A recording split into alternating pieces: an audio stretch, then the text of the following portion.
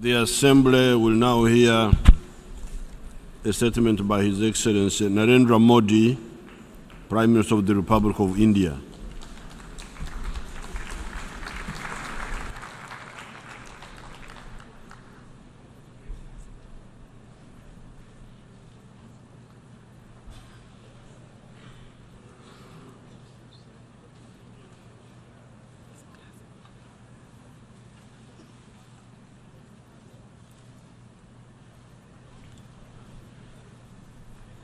माननीय आधुनिक महानायक महात्मा गांधी ने कहा था, हम उस भावी विश्व के लिए भी चिंता करें जिसे हम नहीं देख पाएंगे। जब जब विश्व ने एक साथ आकर भविष्य के प्रति अपने दायित्व को निभाया है, मानवता के विकास को सही दिशा और एक नया संबल मिला है। 70 साल पहले जब एक भयानक विश्व युद्ध का अंत हुआ था, तब इस संगठन के रूप में एक नई आशा ने जन्म लिया था। आज हम फिर मानवता की नई दिशा तय करने के लिए यहां एकत्र हुए हैं। मैं इस महत्वपूर्ण शिखर सम्मेलन के आयोजन के लिए महासचिव महोदय को हृदय से बधाई देता हूं। एजेंडा 2030 का विजन महत्वाकांक्षी है और उद्देश्य उतने ही व्यापक है। यह उन समस्याओं को प्राथमिकता देता है जो पिछले कई दशकों से चल रही है। साथ ही साथ यह सामाजिक, आर्थिक और पर्यावरण के विषय में हमारी परिपक्व होती सोच को भी दर्शाता है। यह खुशी की बात है कि हम सब गरीबी से मुक्त विश्व का सपना देख रहे हैं।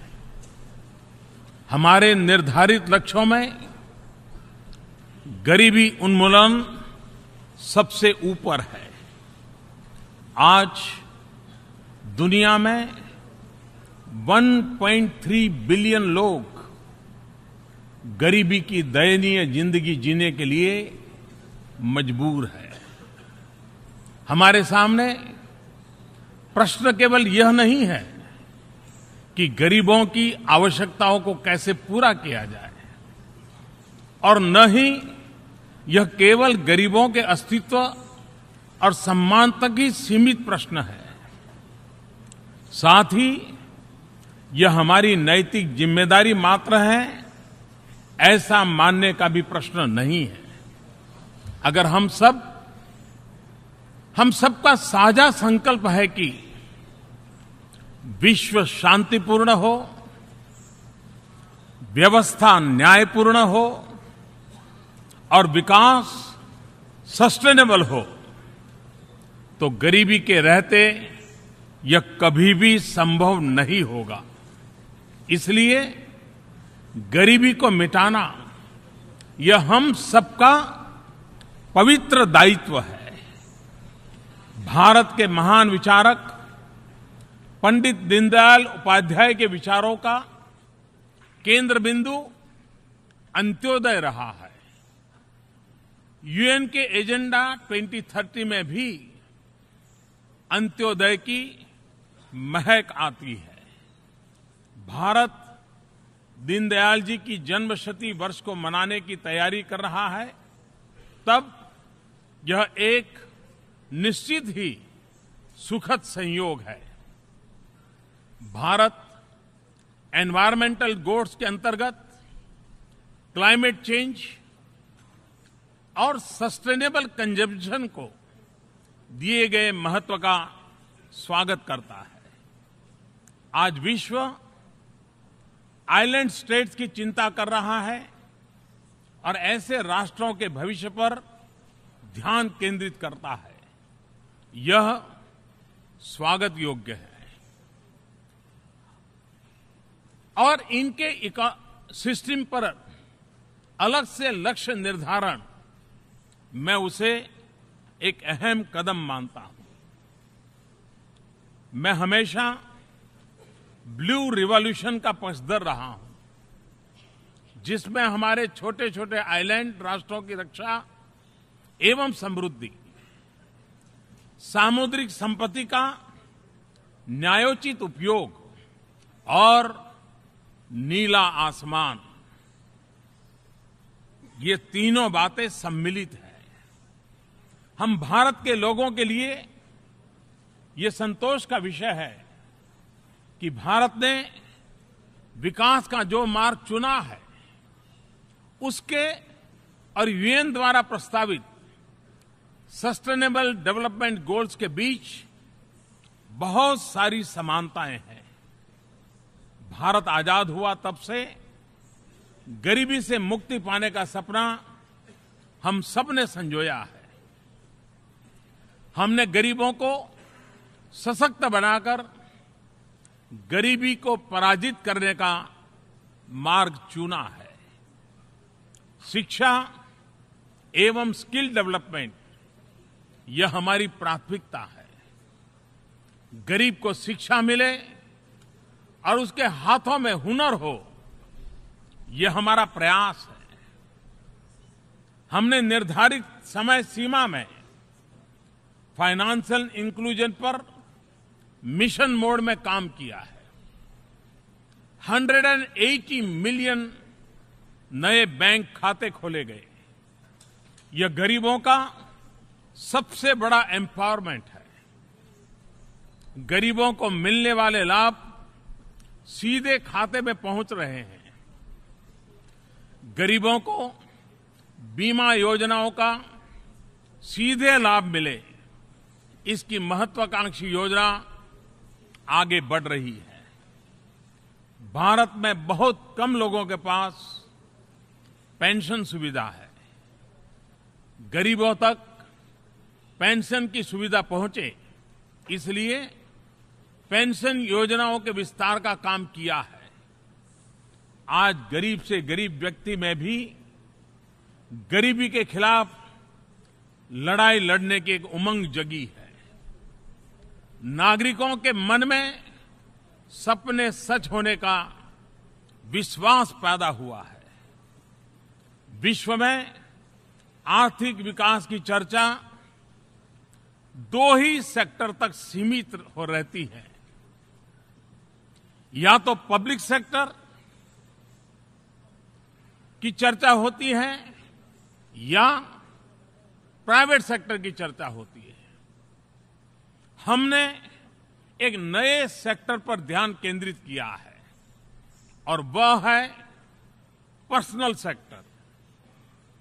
पब्लिक सेक्टर, प्राइवेट सेक्टर और पर्सनल सेक्टर।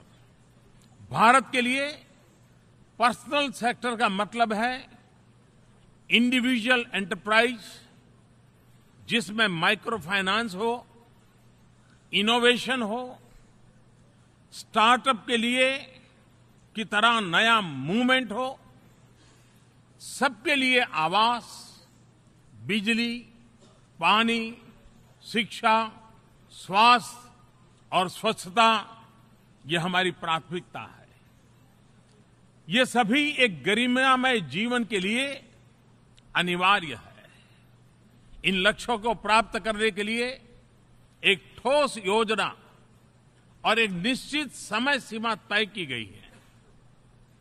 महिला सशक्तिकरण हमारे विकास कार्यक्रमों का एक महत्वपूर्ण अंग है, जिसमें हमने बेटी बचाओ, बेटी पढ़ाओ इसे घर घर का मंत्र बना दिया है। हम अपने खेतों को अधिक उपजाऊ तथा बाजार से अच्छी तरह से जुड़ा हुआ बना रहे हैं। साथ ही साथ प्राकृतिक अनिश्चितताओं के चलते किसानों के जोखिमों को कम करने के लिए अनेक कदम उठाए जा रहे हैं। हम मैन्युफैक्चरिंग को रिवाइज कर रहे हैं, सर्विस सेक्टर में सुधार ला रहे हैं, इंफ्रास्ट्रक्चर क्षेत्र में हम अभूतपूर्व स्तर पर निवेश कर रहे हैं और अपने शहरों को स्मार्ट, सस्टेनेबल तथा जीवंत डेवलपमेंट सेंटर्स के रूप में विकसित कर रहे हैं। समृद्धि की ओर जाने का हमारा मार्ग सस्टेनेबल हो, इसके लिए हम कटिबद्ध हैं। इस कटिबद्धता का मूल निश्चित रूप से हमारी परंपरा और संस्कृति से जुड़े होना है, लेकिन साथ ही यह भविष्य के प्रति हमारी प्रतिबद्धता को भी दिखाती है। मैं उस संस्कृति का प्रतिनिधित्व करता हूं जहां धरती को मां कहते हैं और धरती को मां मानते हैं। हमारे यहां वेदों की उद्घोषणा है, माता भूमि ही पुत्रो अहम पृथ्व्याम। ये धरती हमारी माता है तो हम इसके पुत्र हैं। हमारी योजनाएं महत्वाकांक्षी और उद्देश्यपूर्ण है। जैसे अगले 7 वर्षों में 175 गीगावाट रिन्यूएबल एनर्जी की क्षमता का विकास, एनर्जी एफिशिएंसी पर बल, बहुत बड़ी मात्रा में वृक्षारोपण का कार्यक्रम, कोयले पर विशेष टैक्स, परिवहन व्यवस्था में सुधार, शहरों और नदियों की सफाई, वेस्ट टू वेल्थ की मूवमेंट, मानवता के छठे हिस्से का सस्टेनेबल डेवलपमेंट समस्त विश्व के लिए तथा हमारी इस सुंदर वसुंधरा के लिए अत्यंत महत्वपूर्ण है। निश्चित रूप से यह दुनिया कम चुनौतियों और व्यापक उम्मीदों वाली होगी, ये मेरा विश्वास है, जो अपनी सफलता को लेकर अधिक आश्वस्त होगी। हम अपनी सफलता और रिसोर्सेज दूसरे के साथ बांटेंगे। भारतीय परंपरा में पूरे विश्व को एक परिवार के रूप में देखा जाता है। उदार चरिता नाम तु वसुधैव कुटुंबकम। उदार बुद्धि वालों के लिए तो संपूर्ण संसार एक परिवार होता है, एक कुटुंब है। आज भारत एशिया तथा अफ्रीका और प्रशांत महासागर से अटलांटिक महासागर में स्थित छोटे छोटे आइलैंड स्टेट्स के साथ डेवलपमेंट पार्टनर के रूप में अपने दायित्व को निर्वाह कर रहा है। सस्टेनेबल डेवलपमेंट सभी देशों के लिए राष्ट्रीय उत्तरदायित्व का विषय है। साथ ही उन्हें नीति निर्धारण के लिए विकल्पों की आवश्यकता होती है। आज हम यहां संयुक्त राष्ट्र में इसलिए हैं क्योंकि हम सभी यह मानते हैं कि अंतर्राष्ट्रीय साझेदारी अनिवार्य रूप से हमारे सभी प्रयासों के केंद्र में होनी चाहिए। फिर चाहे यह डेवलपमेंट हो या क्लाइमेट चेंज की चुनौती हो, हमारे सामूहिक प्रयासों का सिद्धांत है कॉमन बट डिफरेंशिएटेड रिस्पॉन्सिबिलिटीज। अगर हम क्लाइमेट चेंज की चिंता करते हैं तो कहीं न कहीं हमारे निजी सुख को सुरक्षित करने की बू आती है। लेकिन यदि हम क्लाइमेट जस्टिस की बात करते हैं तो गरीबों को प्राकृतिक आपदाओं से सुरक्षित रखने का संवेदनशील संकल्प उभर करके आता है। क्लाइमेट चेंज की चुनौती से निपटने में उन समाधानों पर बल देने की आवश्यकता है जिनसे हम अपने उद्देश्यों को प्राप्त करने में सफल हो सके। हमें एक वैश्विक जनभागीदारी का निर्माण करना होगा जिसके बल पर टेक्नोलॉजी, इनोवेशन और फाइनेंस का उपयोग करते हुए हम क्लीन और रिन्यूएबल एनर्जी को सर्वसुलभ बना सके।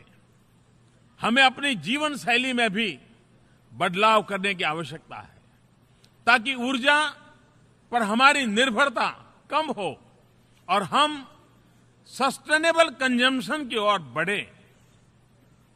साथ ही एक ग्लोबल एजुकेशन प्रोग्राम शुरू करने की आवश्यकता है जो हमारी अगली पीढ़ी को प्रकृति के रक्षण एवं संवर्धन के लिए तैयार करे। मैं आशा करता हूं कि विकसित देश डेवलपमेंट और क्लाइमेट चेंज के लिए अपनी वित्तीय प्रतिबद्धताओं को पूरा करेंगे without in any way putting both under the same head.